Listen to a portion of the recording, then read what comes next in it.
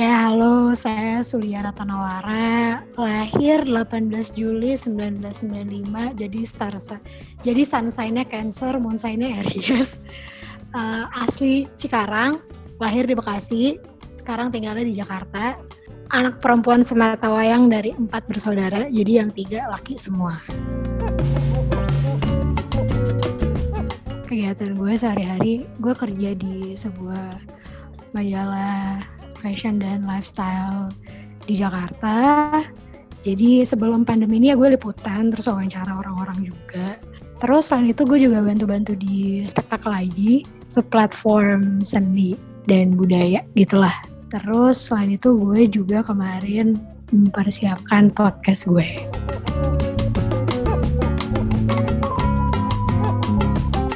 Gak tau sih, ini tapi jokes di pertemanan dekat gue banget ya.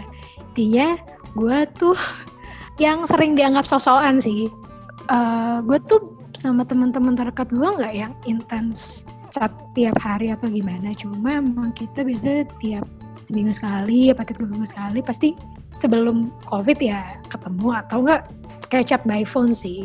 Dan sebisa mungkin sih gue selalu bertanya mereka gimana, lagi ada masalah nggak?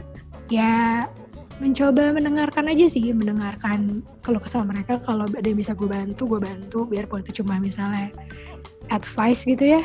Terus jadi nanti gue frustrasi sendiri ketika teman gue ini tetap mengeluhkan hal yang sama, padahal dia cuma minta didengarkan doang. Tapi ya intinya gue mencoba mendengarkan teman-teman gue sih, lagi pada kenapa dan lagi melewati apa.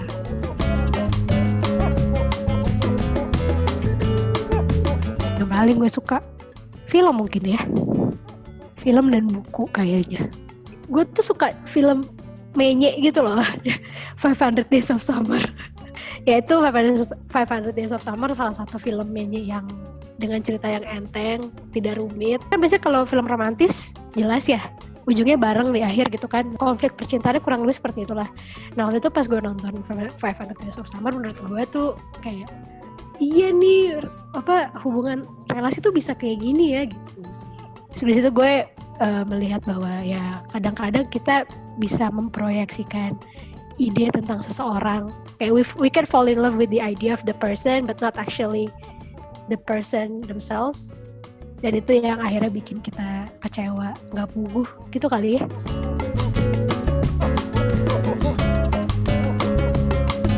Tentang relasi, jadi ya seperti gue ceritain di tulisan gue ngajak nyokap gue jalan bareng ke mall pas mau tahun baru. Abis tahun baru Masehi menjelang tahun baru Imlek kalau nggak salah. Waktu itu gue niatnya mau membelikan dia baju buat Imlekan. So ada tradisi itu istilahnya di keluarga gue bilangnya nyalin. Jadi gue beliin pakaian untuk entah itu nyokap gue, nenek gue gitu. Anyway, ya udah kita makan. Terus dia ngeluarin dompetnya dan di dompet itu ada foto gue dan abang-abang gue, dimana posisinya gue kejepit.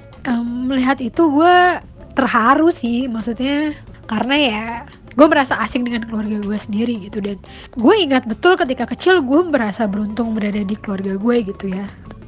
Tapi kemudian gue nggak tahu apa yang terjadi. I feel the way I feel now. Jadi gue selalu merenungi kayak what went wrong. Dan ketika gue melihat nyokap gue membawa foto itu, gue tersadar mungkin nyokap gue juga berpikir hal yang sama. What went wrong? Kenapa kok anaknya jadi jauh gitu. Dan ya seperti tulisan gue, ya karena itu terus menulis adalah salah satu tindakan terapeutik bagi gue. Jadi ya gue menuliskannya. Mostly gue menulis itu hanya untuk mengeluarkan unek-unek ya. Dan kemudian gue menyadari bahwa ya mungkin banyak juga orang yang merasakan hal yang sama. Tapi ketika gue menulis itu justru gue menulis itu karena gue pikir gak akan ada yang baca.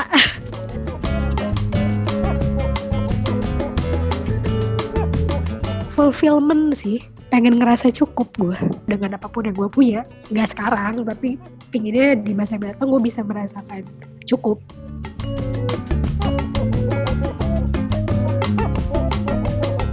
Jadi biku nih gue.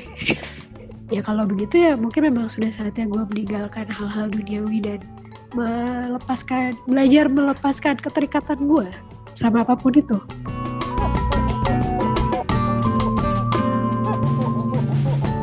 It's okay to not feel okay kali ya. Tapi juga jangan terus jadi nyerah sih, tetap berusaha sebisa kita.